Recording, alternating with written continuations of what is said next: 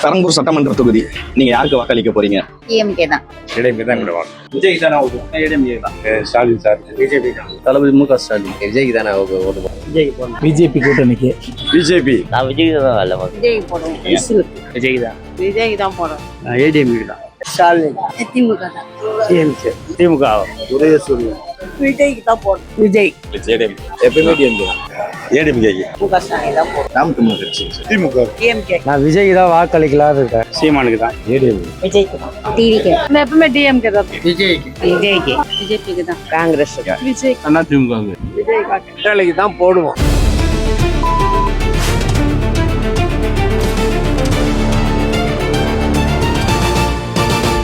Sri TV நேயர்களுக்கு வணக்கம். தமிழகம் 234 தேர்தல் களத்தின் நாடி துடிப்பு 2026 நிகழ்ச்சிக்கு உங்களை வரவேற்கிறோம்.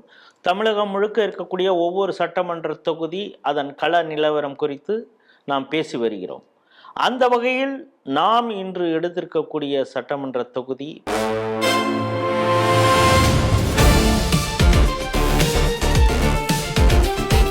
சென்னை மாநகராட்சியில் 34, 35, 36, 37 மற்றும் 44, 45, 46 வார்டுகள்லாம் இதில் வருது. மொத்த வாக்காளர்கள் அப்படின்னு பார்த்தீங்கன்னா 3,15,000 பேர் இருக்காங்க. நல்ல பெரிய ஒரு தொகுதியாக இருக்கிறது. ஆனால் பார்த்தீங்கன்னா போன முறை பதிவானது 2021 பதிவான வாக்குகள் பார்த்தோன்னா 1,98,000 தான் ஆயிருக்கு அப்படிங்கிறதையும் நம்ம பார்க்க வேண்டியதாக இருக்குது. வாக்கு சதவீதம் கிட்டத்தட்ட 62% தான். வாக்காளர்கள் 3,15,000 இருக்காங்க. ஆனால் வாக்கு நடந்தது 1,98,000 அப்படிங்கிறது தான். இதில் முக்கியமான பகுதிகள் அப்படின்னு பார்த்தோன்னா மூலக்கடை, கொடுங்கையூர், கண்ணதாசன் நகர், எம்கேபி நகர்னு சொல்லுவோம், மகாகவி பாரதியார் நகர், வியாசர்பாடி, பார்வதி நகர், இதெல்லாம் அதில் வருது. தற்போது சிட்டிங் எம்எல்ஏவாக ஆர்டி சேகர் இருக்கிறார். திமுக கட்சியை சார்ந்தவர்.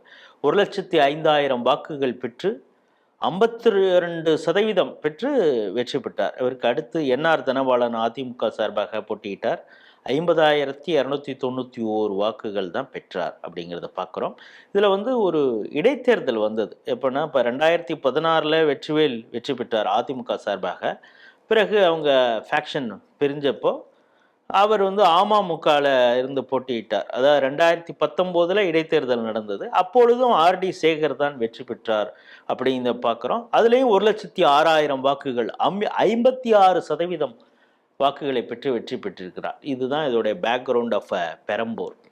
இப்போ எந்தெந்த பகுதிகளெலாம் அங்கே கள ஆய்வு நடந்திருக்கிறது, இப்பொழுது திமுகவிற்கு எந்த அளவுக்கு சாதகமாக அந்த தொகுதி இருக்குது, இல்லை அதிமுக முன்னணியில் இருக்குதா, புதிதாக வந்த தாவேக்காவுடைய தாக்கம் எப்படி இருக்குன்னு. ஏன்னா பார்த்தீங்கன்னா 2021 மெர்லின் சுகந்தி நாம் தமிழர் கட்சியை சார்ந்தவங்க 19,000 வாக்கு வாங்கியிருக்காங்க. மக்கள் நீதி மையம் அது சார்பாக பொன்னுசாமின்னு ஒருத்தர் போட்டியிட்டார். அவர் 17,000 வாக்குகள் வாங்கியிருக்காரு. அதே 2019 பிரியதர்ஷினி ஒருத்தவங்க மக்கள் நீதி மையம் சார்பாக போட்டுட்டு 20,000 வாக்குகள் வாங்கியிருக்காங்க அப்படிங்கிறத பார்க்குறோம். இதெல்லாம் முழுமையாக திமுகவுக்கு போகுதா இந்த முறை, இல்லை விஜய் பெரிய அளவில் அவர் பிரிக்க போகிறாரா அப்படிங்கிறதுலாம் கள நேரம் தான் சொல்லணும். அதற்கு கள ஆய்வுக்கு நம்மோடு கார்த்திக் விவேகா இணைந்திருக்கிறார். வணக்கம். வணக்கம் கார்த்திக், நீங்கள் எந்தெந்த பகுதிகளெலாம் உங்களுடைய கள ஆய்வை மேற்கொண்டீங்க? நம்ம பெரம்பூர் சட்டமன்ற தொகுதி, இந்த பெரம்பூர் சட்டமன்ற தொகுதி பாத்தீங்கன்னா மிகவும் பரபரப்பா பேசப்படுற ஒரு பெரிய தொகுதியா இருக்கு. இது எதனாலனா இந்த தொகுதியில விஜய் அவரு தாவேகா தலைவர் விஜயே இந்த தொகுதியில நிக்க போறாரு. அவரு இந்த தொகுதியில நிக்கிறதுனால இந்த பெரம்பூர் தொகுதியை தான் ஒட்டுமொத்த தமிழகமே எதிர்பார்த்து காத்து இருக்கு. எவ்வளவு வாக்குகள் இவங்க தாவேகா எடுக்க போறாங்க, இந்த டிஎம்கே எவ்வளவு எடுக்க போறாங்க, இந்த இடத்துல எப்படி விஜய் இதெல்லாம் தாண்டி தான் ஒரு சட்டமன்றத்துல உட்கார்ற அளவுக்கு கெப்பாசிட்டி இருக்கான்னு காட்டுறதுக்காக அவர் வர தொகுதி இது. சோ இது பாத்தீங்கன்னா பெரம்பூர் சட்டமன்ற தொகுதியில பெருநகர சென்னை மாநகராட்சியின் கீழே வருது. வார்டு நம்பர் மொத்தம் பாத்தீங்கன்னா 7 வார்டுகள் இருக்கு. நீங்க சொன்ன மாதிரி 7 வார்டுகள் இருக்கு. இதுல இருக்கிற ஏரியாக்கள் பாத்தீங்கன்னா நம்ம கள ஆய்வு பார்த்தது எதுக்குன்னா பெரம்பூர், மூலக்கடை, கொடுங்கையூர், கண்ணதாசன் நகர், வியாசார்பாடி, எம்கேபி நகர், பார்வதி நகர், கணேசபுரம், ஆர்ஆர் நகர், அப்புறம் காந்தி நகர். இதுல இருக்கிற எல்லா மக்களையும் நம்ம சந்திச்சு நேரடியா வந்து கள ஆய்வு செஞ்சோம் நம்ம. இப்ப நீங்க சொன்ன இந்த முக்கியமான பகுதிகள் இதுல எந்தெந்த சமுதாயத்தினர் அதிகமா இருக்காங்க? என்னதான் இருந்தாலும் சென்னை வந்து ஒரு காஸ்மோபாலிட்டன் சிட்டி அப்படின்னா கூட ஒவ்வொருத்தவங்க ஒரு குறிப்பிட்ட ஜாதியினர் ஒரு சில இடத்துல ரொம்ப டென்ஸ்லி பாப்புலேட்டடாக இருப்பாங்க. அப்படி நீங்கள் இந்த பெரம்பூர் சட்டமன்ற தொகுதியை வகைப்படுத்தினா எந்தெந்த பகுதிகளில், இப்போ மூலக்கடைனா அங்கே எந்த சமுதாயம் அதிகம், அதே மாதிரி கொடுங்கையூர், எம்கேபி நகர், வியாசர்பாடி, இப்படின்னு நீங்கள் ஒவ்வொரு சமுதாயம் எந்தெந்த இடத்துல அவங்க அதிகமாக இருக்காங்க? நீங்க வந்து மற்ற சட்டமன்ற தொகுதி மாதிரி நீங்க வந்து வடசென்னையை மட்டும் நீங்க நிர்ணயிக்க முடியாது.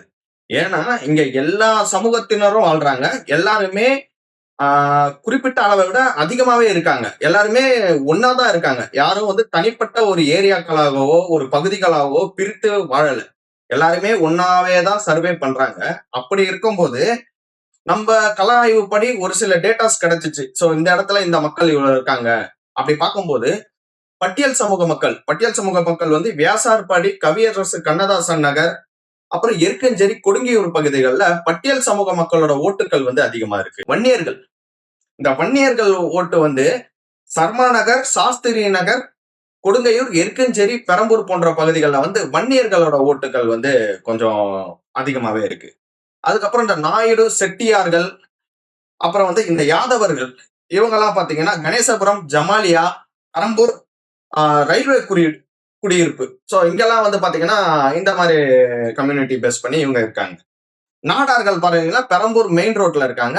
அவங்க கொஞ்சம் குறிப்பிட்ட ஒரு பகுதியில வந்து இருக்காங்க. மூலக்கடையிலயும் அந்த நாடார்கள் அதிகமா இருக்காங்க. ஆங்கில இந்தியர்கள், அதாவது ஆங்கிலோ இந்தியன்ஸ் சொல்லுவோம், ஆங்கில இந்தியன்ஸ். ஸோ அவங்க வந்து பாத்தீங்கன்னா பெரம்பூர், அதாவது இந்த பெரம்பூர்ல வந்து அன்னை லூர்து மேரின்ட்டு ஒரு சர்ச் இருக்கு. அது சுற்று வட்டார பகுதிகளில் இவங்க தான் வந்து ரொம்ப அதிகமாவே இருக்காங்க. இவங்களோட ஆதிக்கம் வந்து இங்க அப்போ ரொம்ப ஆங்கிலேயர்கள் காலத்துல இருந்து இவங்க அப்படியே தொடர்ந்து வர்றதுனால இவங்க அங்க நிறைய பேர் இருக்காங்க, ஆங்கில இந்தியர்கள். முதலியார்கள் எந்தெந்த பகுதியில் இருக்காங்க? இந்த செம்பியம், இந்த மூலக்கடை ஜங்ஷன். மூலக்கடை ஜங்ஷன் முதலியார்கள் இங்க வந்து மூலக்கடை இந்த மாதிரி ஜங்ஷன்ல வந்து முதலியார்கள் வந்து அந்த குறிப்பிடத்தக்க அளவுக்கு இல்ல. அதாவது இங்க இருக்காங்க, ஆனா அந்த அந்த நம்ம சொல்ற குறிப்பிடத்தக்க அளவுக்கு இல்ல. நம்மளுக்கு கிடைச்ச டேட்டா படி நான் சொன்னது, அதாவது அந்த நாயுடு, செட்டியார், யாதவர் இவங்க தான் கணேசபுரம், ஜமாலியா, ரயில்வே குடியிருப்பு இந்த மாதிரி இடத்துலதான் இருக்காங்களே தவிர முதலியார்களுக்கு வந்து கொஞ்சம் கம்மி தான் இந்த வட சென்னையில பெரம்பூர் சட்டமன்ற தொகுதியில. சரி, இந்த சட்டமன்ற தொகுதியை பொறுத்தளவு இப்ப நீங்க பல வகையாக பிரித்து சொன்னீங்க. இந்த சமூகம்லாம் இருக்காங்க, இந்த இடத்துல கொஞ்சம் அதிகமாக இருக்காங்கன்னு. அந்த சமூகத்தினர் யாருக்கு ஆதரவாக இருக்காங்க? நீங்கள் என்ன பலதரப்பட்ட மக்களையும் பார்த்துருப்பீங்களே, அவங்க டேட்டாஸ் உங்களுக்கு கிடைச்சிருக்குது. அந்தந்த சமுதாயத்தினர், இப்போ யாதவர்னா அவங்க யாருக்கு ஆதரவாக இருக்காங்க, வன்னியர்னா யாருக்கு ஆதரவாக இருக்காங்க, பட்டியல் சமூகம் யாருக்கு ஆதரவாக இருக்காங்க அப்படின்னு உங்களால் வகைப்படுத்தி சொல்ல முடியுமா? இங்க வந்து அந்த அந்த வகைப்படுத்துறது வந்து ரொம்ப கஷ்டமா இருக்கு. இப்ப நான் கிராமப்புறங்கள்ல வந்து நம்ம ஈஸியா வகைப்படுத்திடலாம். வந்து இவங்களுக்கு நாங்க ஓட்டு போடுவோம், இவங்களுக்கு தான் எங்க ஓட்டு. ஆனா அந்த மாதிரி நம்ம வடசென்னையை மட்டும் சொல்லவே முடியாது. ஏன்னா வடசென்னை வந்து மக்களோட மனநிலை கடந்த காலத்துல இருந்து எந்த ஆட்சி வந்தாலும் இன்னைக்கு வரைக்கும் அவங்க கஷ்டப்படுறவங்க கஷ்டப்பட்டுட்டு தான் இருக்காங்க. யாருமே வந்து முன் வரல, அதாவது முன்னேறி கொஞ்சம் கூட வரல. அவங்க அப்படியே ரிச்சா ஓட்டுறவர் இன்னைக்கும் ரிச்சா ஓட்டிட்டு தான் இருக்காரு, ஆட்டோ ஓட்டுறவர் இன்னைக்கும் ஆட்டோ ஓட்டுறாரு. ஆனா அவங்க கிட்ட நீங்க போய் கேட்டீங்கன்னா அவங்க பரம்பரையா நான் இந்த கட்சிக்கு தான் ஓட்டு போடுறேன். அந்த மக்களுக்கு இன்னும் அறியாமை தான் அதிகமா இருக்கு. என்னன்னா நான் இவங்க தொடர்ந்து இவங்களுக்கு ஓட்டு போடுறேன், எதனால நீங்க ஓட்டு போடுறீங்கன்னு கேட்டீங்கன்னா, எங்க அப்பா போட்டாரு, எங்க அம்மா போட்டாங்க, அதனால இன்னைக்கு நான் போடுறேன். என் பிள்ளைங்க யாருக்கு போடுவாங்கன்னு தெரியாது. ஆனா நான் எனக்கு அவங்க, அதாவது வர கட்சி, அவங்க சொல்ற கட்சி தொடர்ந்து அவங்களுக்கு நல்லதோ கெட்டதோ எது செஞ்சிருந்தாலும் அவங்க வாக்க இந்த கட்சிக்கு தான் அளிப்பேன் அப்படின்ட்டு ஒரே ஒரு அந்த கண்டினியூஸ்னா அந்த லைன்லயே தான் இருக்காங்க அவங்க. சோ அதனால நம்ம வந்து இந்த ஜாதியினர் இவங்க வந்து இந்த கட்சிக்கு இவரை குறிப்பிடுவாங்க இங்க வந்து வகைப்படுத்தவே முடியாது இந்த வடசென்னையில, அதுவும் பெரம்பூர் சட்டமன்ற தொகுதியில. இந்த பெரம்பூர் சட்டமன்ற தொகுதியில உங்க வாக்கு யாருக்கு அளிக்கலான்னு இந்த தடவை இருக்கீங்க? ஸ்டாலினுக்கு. எப்போ இதுக்கு முன்னாடி யாருக்கு போட்டுட்டு இருந்தீங்க? அதுதான் போட்டுக்கிறோம். எதனால தொடர்ந்து அவர் இந்த கட்சியில நாங்க போட்டுக்கிறோம். அவங்க அப்பா காலத்துல இருந்து போட்டுக்கிறோம். எனக்கு நான் ஓட்டு போடுற காலத்துல இருந்து டிஎம்கே தான் போட்டுக்கிட்டே இருக்கிறேன். டிஎம்கேக்கு தான் போடுறீங்க. ஆமா. எதனால இது?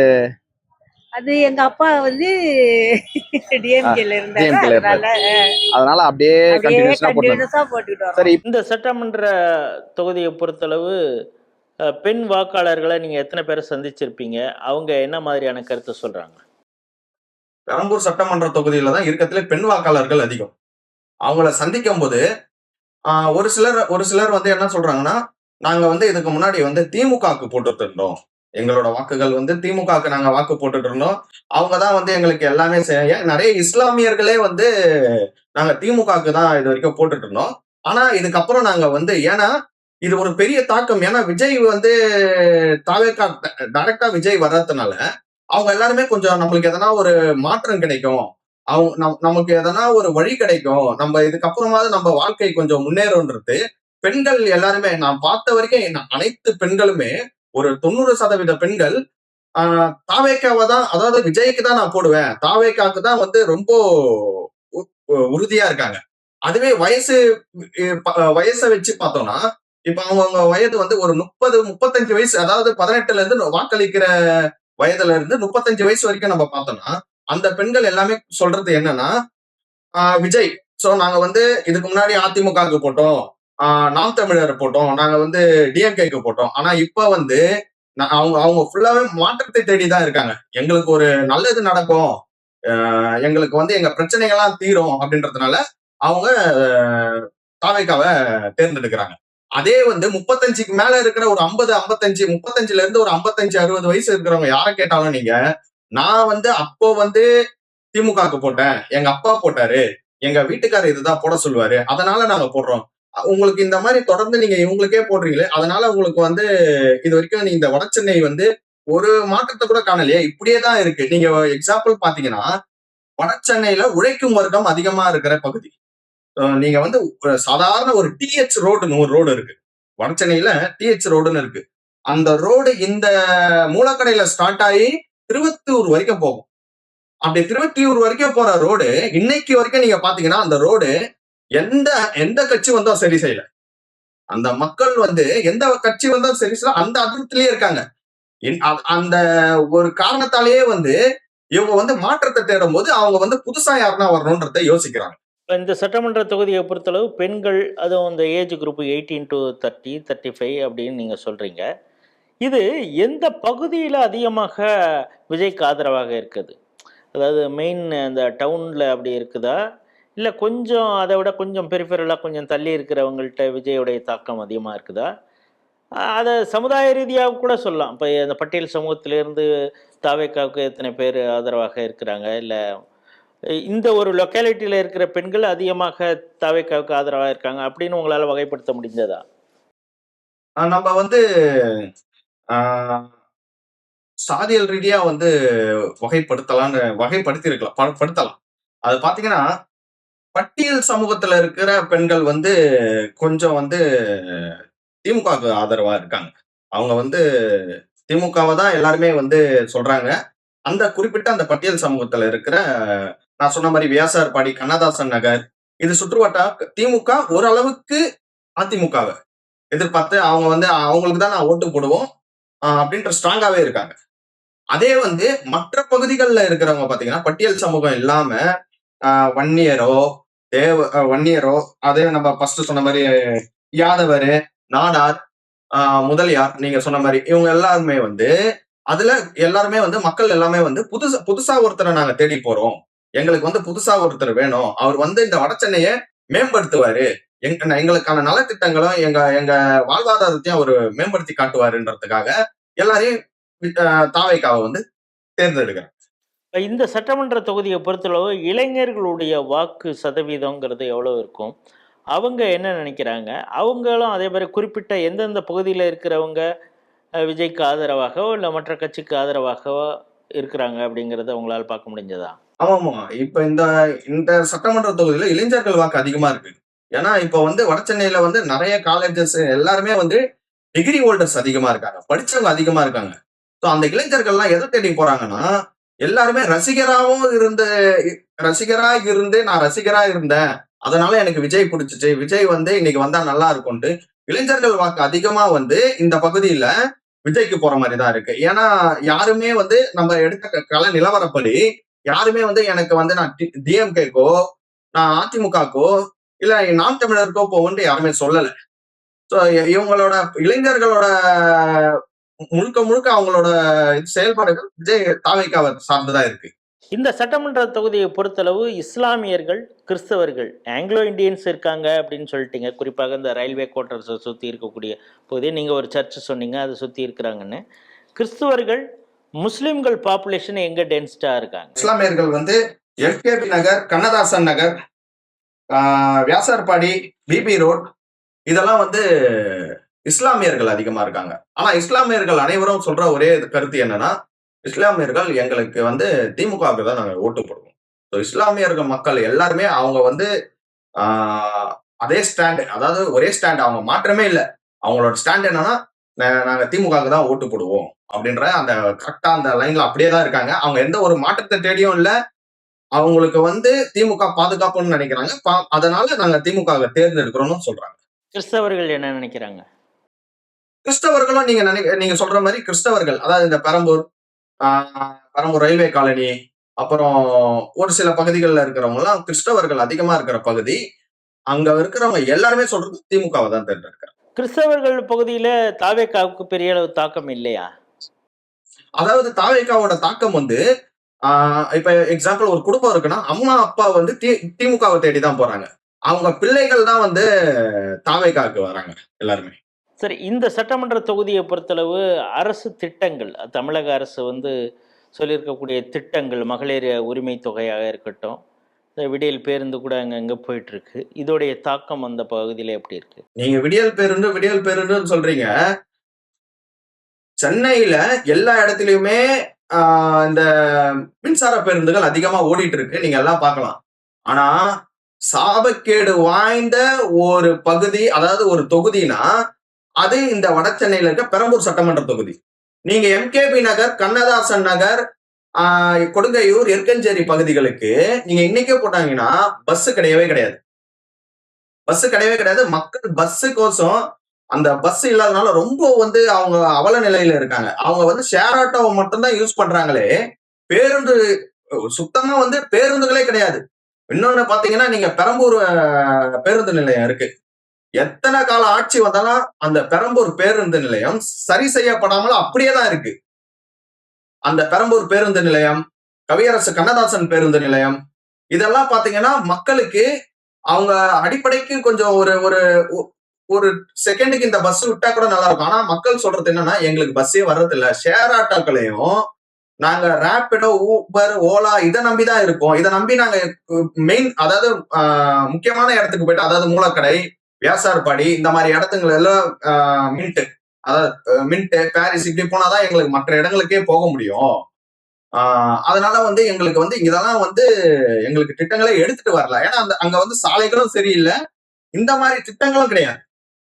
மக்கள் ரொம்ப அதிருப்தியில தான் இருக்காங்க. இந்த சட்டமன்ற தொகுதியை பொறுத்தளவு நான் ஏற்கனவே சொன்ன ஒரு 7 வார்டு வருது. இந்த ஆட்சியில, திமுக ஆட்சியில ஒரு 2-3 தடவை மழை வந்துருச்சு. மாநகராட்சியுடைய செயல்பாடு எப்படி இருக்குது இங்க?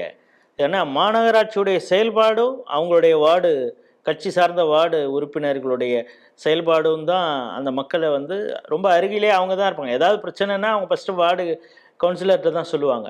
இந்த பெரம்பூர் தொகுதியை பொறுத்தளவு திமுகவுடைய வார்டு மெம்பர்ஸ் எப்படி அவங்களுடைய செயல்பாடு இருக்குது? அவங்கள பற்றின ஏதாவது குறை மக்கள் சொல்கிறாங்களா? அதிமுகவினர் இருந்தாங்கன்னா அந்த வார்டு மெம்பர்ஸை பற்றி அந்த மக்கள் என்ன சொல்கிறாங்க? இங்க பெரும்பான்மையா வந்து இந்த வார்டுகளை பிடிச்சவங்க வந்து திமுக தான். ஸோ இவங்க வந்து பாத்தீங்கன்னா, மக்கள் இன்னும் ஒரு அதிருப்தியான விஷயம் சொல்றது என்னன்னா, இது வரைக்கும் வந்து அந்த ஊர் எம்எல்ஏவே அந்த மக்கள் பார்த்ததே கிடையாது. நீங்க சொல்லுது ஆர்டி சேகர் அந்த பக்கமே, அந்த பக்கம் பார்த்ததே கிடையாது. மக்கள் சொல்ற பார்த்ததே கிடையாது. மக்கள் வந்து சொல்றாங்க, நம்ம யதார்த்தமா கேட்டாங்கன்னா, நீங்க இது வரைக்கும் அவங்களுக்கு அவரோட பேர் கூட தெரிய மாட்டேது. அந்த மாதிரி இருக்கும்போது இங்க நீங்க பாத்தீங்கன்னா 4000 கோடி நாங்க செலவு பண்ணியிருக்கோம். சென்னையோட இந்த மாதிரி வந்து மழைநீர் வடிகால் வாரியத்துக்கோசம் நாங்க 4000 கோடி செலவு பண்ணியிருக்கோம். நாங்க சாதாரண நீங்க நேற்று இரவு ஒரு 2 மணி நேரம் சென்னையில வந்து ஒரு காத்தடிச்சு மழை பெஞ்சிச்சு. அதுல இந்த குறிப்பிட்ட பகுதிகளில் வந்து தண்ணி தேங்கி நிக்குது. அப்படி பார்க்கும்போது இந்த மாதிரி வந்து இருக்கும்போது இவங்க 4000 கோடி எங்க போச்சு மக்கள் கேட்கிறாங்க. அங்க இது வரைக்கும் வட சென்னை இந்த மாதிரி பகுதிகளில் டிரைனேஜ் வசதி கிடையாது, குடிநீர் வசதி கிடையாது. ஆல்ரெடி இருக்கிற அந்த கால்வாய்கள்லாம் தூர்வாரப்படாம கழிவு நீர் வந்து குடிநீரோட கலந்துதான் சர்மா நகர், அப்புறம் இந்த எம்கேபி நகர், கொடுங்கையூர் இந்த மக்கள்லாம் அந்த தண்ணியை தான் குடிக்கிறாங்க. இதை விட அந்த மக்களோட அவலநிலை என்னன்னா, குப்பை கிடங்கு, மிகப்பெரிய குப்பை கிடங்கு இருக்கிற ஒரு தொகுதி இதுதான். அந்த குப்பை கிடங்க எவ்வளவு பேர் ஆட்சிக்கு வந்தாலும் ஒருத்தர் கூட அந்த குப்பை கிடங்க நாங்க அகற்றுவோம், நாங்க வந்து இப்படி பண்ணுவோம், எல்லாரும் வந்து கோரிக்கை வைக்கிறாங்க, நாங்க வந்து செய்வோம், நாங்க பண்ணுவோம்னு இது வரைக்கும் யாரும் ஒன்றும் பண்ணாது. அங்க சுற்றி இருக்கிற மக்களுக்கு காலரா, யானைக்கால் நோய், டெங்கு, அப்புறம் மூச்சு பிரச்சனை, இந்த மாதிரி அவங்களுக்கு அவங்க துயரம் ரொம்ப பெருசு. அந்த மாதிரி வந்து நிறைய அவங்க அனுபவிச்சுட்டே இருக்காங்க. ஆனாலும் இந்த மக்கள் வந்து ஒரு குறிப்பிட்ட ஒருத்தவங்களை தேர்ந்தெடுக்கும் போதுதான் நம்மளுக்கு வந்து அவங்களோட அறியாமை வந்து எப்படி இருக்குன்றது நம்மளுக்கு தெரியுது. இப்ப இந்த சட்டமன்ற தொகுதியை பொறுத்தளவு மத்திய அரசுடைய திட்டங்கள் ஏதாவது போய் சேர்ந்திருக்குதா? மோடியை பத்தி ஏதாவது சொல்றாங்களா மக்கள்? அவரு நல்லா தான் பண்ணிட்டு இருக்காரு அப்படின்னு சொல்றாங்களா? என்ன சொல்றாங்க? இங்க வந்து மக்கள் வந்து இந்த திராவிடம்ன்ற ஒரு பெரிய பிம்பத்துல மாட்டிக்கிட்டு சுத்திட்டு இருக்காங்க. மத்திய அரசே ஒரு திட்டங்கள் எடுத்துட்டு வருதுன்னா கூட இது மத்திய அரசு திட்டம் தான்றதே மக்களுக்கு தெரிய மாட்டேது. ஃபர்ஸ்ட் இப்போ மெட்ரோ எடுத்துட்டு வர்றதுனால இது வந்து பிரதமர்து அப்படின்றதுனால அவங்களுக்கு தெரியுது. மற்றபடி மத்திய அரசோட திட்டங்கள் மக்களுக்கு கொண்டு போய் சேர்றதும் கிடையாது, சேர்றது இல்ல. அப்படியே வந்தாலும் இவங்க என்ன பண்றாங்கன்னா அதுக்கு ஒரு ஸ்டிக்கர் ஒட்டிடுறாங்க. மக்கள் வந்து அதெல்லாம் இங்க இருக்கிற மக்கள் திராவிடம்ன்ற அந்த மாயையில சுத்திட்டு இருக்கிறதுனால மத்திய அரசோட நலத்திட்டங்கள் அவங்களுக்கு தெரிய மாட்டுது. மக்கள் ஆனா அதை பயன்படுத்திருக்காங்க. எவ்வளவு பேர் காப்பீட்டு திட்டங்கள், மெட்ரோ, நிறைய திட்டங்கள் வந்து, அப்புறம் மக்கள் மருந்தகம், இந்த வடசென்னை மேற்க சுத்தி நிறைய மக்கள் மருந்தகம் இருக்கு.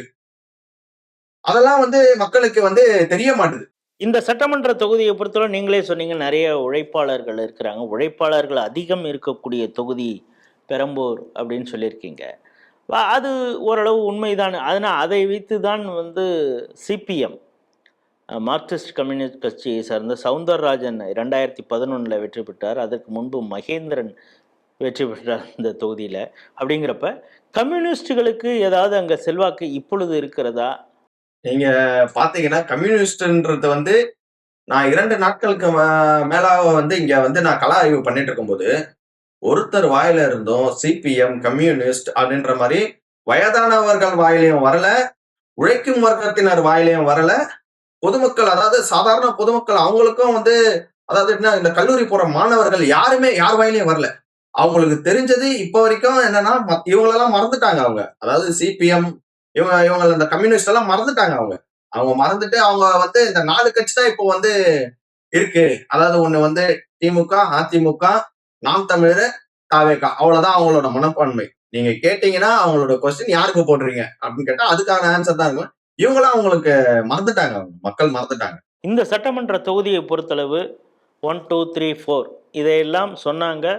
திமுக எம்எல்ஏ எங்களுக்கு செய்யலை அப்படின்னு சொல்றதும், இனி வர எலெக்ஷன்ல இதையெல்லாம் செஞ்சாதான் எங்களுடைய ஓட்டு அப்படின்னு ஏதாவது மக்கள் சொல்லியிருக்காங்களா? கண்டிப்பா கண்டிப்பா. மக்கள் சொன்னது வந்து ஃபர்ஸ்ட் வந்து அவங்க வைக்கிற கோரிக்கை, எங்களுக்கு இதுக்கு முன்னாடி வந்த ஆர்டி சேகரும் குப்பை கிடங்கு அகற்றுவன்னு சொல்லியிருக்காரு. ஆனா இன்னைக்கு வரைக்கும் அந்த குப்பை கிடங்கு அங்கேயே தான் இருக்கு. அதை அகற்றுவதற்கான வழியே கிடைக்கல, வழியே இல்ல. அதனால அவர் வந்து அந்த பக்கமும் போறது கிடையாது, மக்களை சந்திக்கிறதும் கிடையாது. 2வது எங்கேயுமே இந்த தூர்வாரப்படாத கழிவுநீர், சோ கழிவுநீர் ஓடுற அந்த கால்வாய்கள் தூர்வாரப்படாமே இருக்கு. அப்புறம் மழைநீர் வடிகால் இதெல்லாம் வந்து ரொம்ப வந்து மோசமா இருக்கிறதுனால மக்கள், சாலைகள் ஃபர்ஸ்ட் சரியில்லை. அதாவது வடசென்னையில முக்கிய பகுதியான இந்த சாலைகள் இந்த மக்கள்லாம் வந்து எதிர்த்து கேட்க மாட்டாங்க. இந்த மக்கள் அவங்க வாழ்வாதாரத்தை நோக்கி ஓடுறவங்க. இவங்க ஓடும் போது இவங்க ஓட்டத்திலே தான் இருப்பாங்க. இவங்க எலெக்ஷன் வந்தாதான் மக்களுக்கே தெரியும், ஓ இந்த எலெக்ஷனா இவங்களுக்கு நம்ம ஓட்டு போடணும் அப்படின்றது தவிர அவங்க வாழ்வாதாரத்தை நோக்கிதான் ஓடணும்னு இருக்காங்க. இவங்க கொடுத்த வந்து இந்த மாதிரி வாக்குறுதிகள் வந்து யாருமே நிறைவேற்றல. இப்ப மக்கள் வைக்கிற கோரிக்கை என்னன்னா, எங்களுக்கு குப்பை கிடங்க அகற்றணும், பேருந்துகள் அதிகப்படியா வந்து எங்களுக்கு நம்ம வடசென்னை பெரம்பூர் தொகுதி முழுக்க எங்களுக்கு பேருந்துகள் நிறைய வேணும், ஏன்னா பேருந்து வசதியே கிடையாது. அதே மாதிரி நீங்க பாத்தீங்கன்னா ஒரு சில கல்லூரிகள் தான் பக்கத்துல இருக்கு. மக்கள் வந்து அதிகமா வந்து கல்லூரிகள் கேட்கறாங்க. எங்களுக்கு வந்து தனியார் கல்லூரிகள் தான் அதிகமா இருக்கே தவிர இந்த பகுதிகளில் வந்து அரசு கல்லூரிகள் ரொம்ப கம்மியா இருக்கு. அதனால கல்லூரிகள் கேட்கறாங்க, மழைநீர் வடிகால் இது இந்த மாதிரிதான் கோரிக்கைகள் வைக்கிறாங்க. இதை பண்ணி கொடுக்குற எந்த கட்சி வருதோ அந்த கட்சிக்கு நாங்க வந்து வாக்களிக்கிறோம் அப்படின்றாங்க. இந்த சட்டமன்ற தொகுதியை பொறுத்தளவு இப்போ கவர்மெண்ட்டுடைய பப்ளிக் ஹெல்த் சென்டர் எங்கெங்கே இருக்குது அப்படிங்கிறது அதோடைய செயல்பாடு குறித்து, ஏன்னா உழைக்கும் மக்கள் இருக்கிறாங்க, நீங்கள் சொல்கிற மாதிரி அவங்களுக்கு நிறையா டெங்கு மலேரியா இந்த விஷயங்கள்லாம் வருது அப்படிங்கிறப்ப அவங்க அடுத்தது எங்கே சிகிச்சைக்கு போகணும். மருத்துவ கட்டமைப்பு ரொம்ப அற்புதமாக பண்ணியிருக்கோன்னு இந்த திமுக அரசு சொல்லுது. குறிப்பாக இந்த பெரம்பூர் பகுதியில் எப்படி இருக்குது அப்படிங்கிறது ஒரு பக்கம். பெரம்பூர் தொகுதி அப்படிங்கிறதுனால ரயில்வே ஹாஸ்பிட்டல், சென்ட்ரல் ரயில்வே இருக்குது, அவங்களுடைய ரயில்வே ஹாஸ்பிட்டல் இருக்குது. இந்த இரண்டையும் நீங்கள் எப்படி கம்பேர் பண்ணுறீங்க? அதாவது ஸ்டேட் கவர்மெண்ட்டுடைய மருத்துவ கட்டமைப்பு அங்கே எப்படி இருக்குது, ரயில்வே ஹாஸ்பிட்டலை மக்கள் எந்த அளவுக்கு நம்புறாங்க அப்படிங்கிறது. ரயில்வே ஹாஸ்பிட்டல் வந்து நீங்க சொன்ன நம்ம ரயில்வே ஹாஸ்பிட்டல்ல எல்லாருமே பார்க்க முடியாதுல்ல. பொதுமக்கள் வந்து ரயில்வே ஹாஸ்பிட்டல்ல பார்க்க முடியாது. நீங்க இதுக்கு பக்கத்துல இருக்கிற ஒரு சட்டமன்ற தொகுதி பாத்தீங்கன்னா கொளத்தூர். அவரு வந்து கொளத்தூருக்கு தான் வந்து எல்லா திட்டங்களும் எடுத்துன்னு வர. நீங்க கொளத்தூர்ல போனீங்கன்னா பெரியார் நகர் ஹாஸ்பிட்டல்ல எல்லா வசதியும் இருக்கு. ஜிஹெச்சுக்கு ஈக்குவலா எல்லா வசதியும் இருக்கு. ஆனா இங்க அது கிடையாது. இங்க ஹாஸ்பிட்டல்ஸே கம்மி, சுகாதார நிலையங்கள் கம்மி.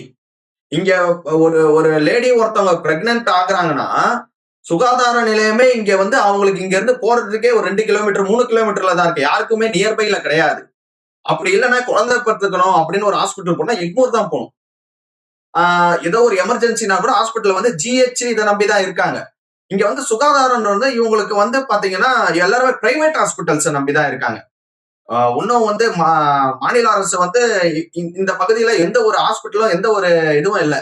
பக்கத்துல இருக்கிற ஹாஸ்பிட்டல் பாத்தீங்கன்னா நீங்க ஸ்டான்லி மட்டும் தான் இருக்கு. இவங்கெல்லாம் வந்து பிரைவேட் ஹாஸ்பிட்டல்ஸ், அதாவது நியர்பைல இருக்கிற பிரைவேட் ஹாஸ்பிட்டலை நம்பிதான் அவங்க இருக்காங்க. கட்டமைப்புன்னு பார்க்கும்போது இவங்க வந்து அந்த அளவுக்கு வந்து சுகாதாரமா வந்து எதையும் இங்க வைக்கல. இதை வந்து அப்படியே அதாவது இவங்க வருவாங்க, மக்களோட வாக்குகளை வாங்குவாங்க, இதுல தேர்தலில் வெற்றி பெறுவாங்க, அவ்வளவுதான். இதுக்கப்புறம் அதோட அடுத்த 5 வருஷம் கழிச்சு வருவாங்க. கடைசியாக ஒரு விஷயம் என்ன, அவங்க ஓடிக்கிட்டே இருக்கிறாங்க. ஈவன் அவங்க தங்களுக்கு தேவை எதுன்னு ஒரு போராட்டம் கூட இந்த மக்கள் செய்யறது இல்லை. காரணம் அவங்க உழைக்க மக்களாக இருக்காங்க, ஓடிக்கிட்டே இருக்காங்க அப்படிங்கிறீங்க. இப்போ ஓடிக்கிட்டே இருக்கிறவங்களுக்கு எலெக்ஷன் நேரத்தில் பணம் கொடுத்தா அவங்களுடைய, இப்போ நீங்கள் இன்னைக்கு விஜய்னு இப்போ புதுசாக நாங்கள் எதிர்பார்க்குறோன்னு சொல்லக்கூடிய மக்கள் பணம் கொடுத்தா மாறுவாங்களா? கண்டிப்பா கிடையாது. மக்கள் அவங்களோட மனநிலை என்ன இருக்குன்னா, நீ எவ்வளவு வேணா கொடு, நான் வாங்கிப்பேன். ஆனா அந்த ஒரு சிலர் இருக்காங்களே, நாங்க பரம்பரையா நாங்க வந்து இவங்களுக்கு தான் ஓட்டு போடுவோம், திமுகவுக்கு தான் நாங்க போடுவோம், ஏங்க நீங்க திமுகவுக்கு போறீங்க அப்படின்னும் போது இந்த ரீசன் சொல்றாங்க பாத்தீங்களா, அவங்களெல்லாம் மாத்தவே முடியாது. அடுத்தது இளைஞர்கள் வந்து எவ்வளவு நீங்க பணம் கொடுக்கலாம், நீங்க லேப்டாப் கொடுக்கலாம், சைக்கிள் கொடுக்கலாம், ஏன் நீங்க அவங்களோட என்ன அத்தியாவசிய தேவைகளை நீங்க பூர்த்தி பண்ணாலும் அவங்க தவிர யாருக்குமே அவங்க தலை வணங்கல. இப்ப நீங்க கலாய்வு பல பகுதிகளை செய்திருக்கீங்க. ஆனால் என்னுடைய கேள்வி என்னன்னா, 2021 இருக்கட்டும், 2019 இடைத்தேர்தலாக இருக்கட்டும், திமுக 2021 54,000 வாக்கு வித்தியாசத்தில் வெற்றி பெற்றிருக்கு. 2019 68,000 வாக்குகள் வித்தியாசத்தில் வெற்றி பெற்றிருக்கு. அப்படிங்கிறப்ப இதை வந்து இந்த கேப்பை ஃபில் பண்ணக்கூடிய அளவுக்கு விஜய் எங்களுக்கு அந்த அளவுக்கு அவருக்கு அங்கே ஆதரவு இருக்குதா அப்படிங்கிறது. இப்போ எலெக்ஷன் இப்போ இன்னும் கேண்டிடேட்ஸ் அறிவிக்கலை, விஜய் நிற்க போறார் அப்படிங்கிறது சொல்றாங்க. இந்த நிலையில உங்களுடைய முதற்கட்ட சர்வேல பெரம்பூர் தொகுதி யாருக்கு? பெரம்பூர் தொகுதி பாத்தீங்கன்னா இங்க இருக்கிற மக்கள் விரும்புறது என்னன்னா, இதுக்கு முன்னால வெற்றி பெற்ற ஆர்டி சேகர் வரவே கூடாது, எங்களுக்கு வந்து திமுகல சேகர் பாபு வந்து இந்த தொகுதியில நிக்கணும்ன்றதான் பெரம்பூர் தொகுதி மக்கள் எதிர்பார்க்கிறாங்க. பெரம்பூர் தொகுதி மக்கள் திமுகவுக்கு நாங்க ஓட்டு போடுவோம், ஆனா வந்து சேகர் பாபு நிக்கணும்ன்றாங்க. தாவேக்கா வந்து நீங்க நினைக்கிற மாதிரி என்னன்னா, விஜய் வந்து மற்ற தொகுதிகள்ல நின்னா பரவாயில்ல, இவர் வந்து மக்கள் வந்து என்ன நினைக்கிறாங்கன்னா, விஜய் நம்மளோட எல்லா வேலையும் விட்டுட்டு நமக்காக இந்த தொகுதியை தேர்ந்தெடுத்து வந்திருக்காரு, இவரை நம்ம விட்டுறக்கூடாது, இவரை எப்படியாவது சட்டமன்றத்துல உட்கார வைக்கணும்ன்றதுல கண்டிப்பா இளைஞர்களும் பொதுமக்களும் அதிக ஆதரவு தராங்க. இப்போ நீங்கள் இந்த சட்டமன்ற தொகுதியை பொறுத்தளவு ஒரு விஷயம் சொல்லிட்டீங்க. இங்கே வந்து மக்கள் விரும்புகிறது வந்து ஆர்டி சேகர் வேண்டாம், சேகர் பாபு வேணும் அப்படின்னா அவருடைய செயல்பாட்டை அந்த மக்கள் விரும்புகிறாங்க. ரொம்ப வேகமாக வேலை செய்கிறாரு, எப்பொழுதும் முதல்வரோட இருக்கிறாரு, பக்கத்தில் இருக்கக்கூடிய நீங்கள் சொல்கிற அந்த குளத்தூர் தொகுதியும் அவர் தான் இன்சார்ஜ், அவர் தான் பார்த்துக்கிறாரு அப்படிங்கிறதுனால அவங்க விரும்பலாம். இப்போ நீங்கள் சொல்கிறது மாதிரியே ஒருவேளை விஜய் இங்கே நிற்கிறார் அப்படின்னா அவரை வீழ்த்துவதற்கு சேகர் பாபு தான் சரியான ஆள் அப்படின்னு திமுக நிறுத்தினதுன்னா முடிவு எப்படி இருக்கும்? முடிவு வந்து நம்ம சொல்லவே முடியாது. ஏன்னா மக்கள் என்ன நினைக்கிறாங்க, நம்ம சேகர் பாபுவை நிறுத்தணும்னா எப்படியும் வந்து இது வந்து இழுபறியா இருக்கும். 2 பேருக்குமே ஈக்குவலான ஒரு காம்படிஷன் இருக்கும் இங்க. ஏன்னா நம்ம வந்து தாவேக்காவை மட்டும் நம்ம சொல்லிட்டே இருக்க முடியாது. திமுக ரொம்ப வந்து பலம் இருக்கு இங்க. திமுகவுக்கு தாவேக்கா ஈக்குவலுக்கான பலம் இருக்கு. என்னன்னா வயதானவர்கள் ஓட்டம் இங்க அதிகம். அப்படி இருக்கும்போது அவங்க அந்த ஸ்டாண்ட்ல அப்படியே ஸ்டெடியா இருக்காங்க. நாங்க வந்து இவங்களுக்கு தான் போடுவோம். அதிமுகவையும் நம்ம சும்மா நினைக்க கூடாது. அவங்களும் வந்து நம்ம எடுத்த சர்வே படி அவங்களுக்கும் வந்து நிறைய வாக்குகள் இருக்கு. பட் ஆனா இந்த சரிசமமான இது பார்க்கும்போது திமுகவா தாவேக்காவான் தான் இருக்கு. சோ அதனால வந்து இது வந்து ரொம்ப டஃப்பா போகும். இது இந்த பெரம்பூர் சட்டமன்ற தொகுதியை பொறுத்தளவு நீங்கள் முதற்கட்ட கள ஆய்வில் மக்கள் மத்தியிலேயே ஒரு பிம்பம் உருவாயிருக்கு, இங்கே தான் வந்து விஜய் நிற்க போகிறாரு அப்படிங்கிறது. அதனால் அவருக்கு இளைஞர்கள் மத்தியிலையும் குறிப்பாக இளம் வயது பெண்கள் மத்தியிலையும் ஒரு ஆர்வம், அவரை எப்படியாவது நம்ம ஜெயிக்க வைக்கணும், அதற்காக நாங்கள் ஆதரவு கொடுப்போம் அப்படின்னு உங்கள்கிட்ட கள ஆய்வில் சொல்லியிருக்காங்கங்கிறீங்க. ஆனால் ட்ரெடிஷ்னல் ஓட்டர்ஸ் திமுகவுக்கு தான் நாங்கள் ஓட்டு போடுவோம், அதிமுகவுக்கு தான் ஓட்டு போடுவோம் அப்படின்னு சொல்லக்கூடிய மக்களும் இருக்கிறார்கள் அப்படிங்கிறீங்க. அதையும் தாண்டி அந்த மக்கள் ரொம்ப வேகமாக செயல்படக்கூடியவர், இந்த இடத்துல எங்களுக்கு சேகர் பாபு நின்னார்னா அவருக்கு ஆதரவு கொடுப்போம் அப்படிங்கிற ஒரு மனநிலையும் அந்த மக்கள்கிட்ட இருக்கிறது மாதிரி சொல்கிறீங்க. இந்த முதற்கட்ட இந்த சர்வேயின் அடிப்படையில் வந்து ஒரு 50-50 இன்னும் யாரும் அறிவிக்கலை. அதனால் இந்த தேர்தல் முடிவுங்கிறது இந்த தொகுதி பெரம்பூர் தொகுதியை பொறுத்தளவு ஒரு ட்விஸ்ட்டு, ஒரு த்ரில்லிங்கு எப்படி இருக்குங்கிறது வேட்பாளரை அறிவித்த பிறகுதான் தெரியும் அப்படிங்கிறது தெரிய வருது. இந்த சட்டமன்ற தொகுதி பெரம்பூரை பொறுத்தளவு நம்ம ஒரு 50-50 சான்ஸ் தான் இருக்குது, இன்னும் கேண்டிடேட்டை அறிவிக்கலை அப்படின்னு சொன்னோம். நாளை வேறு ஒரு சட்டமன்ற தொகுதியோடு உங்களை சந்திக்கிறேன். இந்த காணொலியில் இணைந்த கார்த்திக் அவர்களுக்கு நம்முடைய நன்றியும் வாழ்த்துக்களை தெரிவித்துக் கொள்கிறேன். வணக்கம். நன்றி.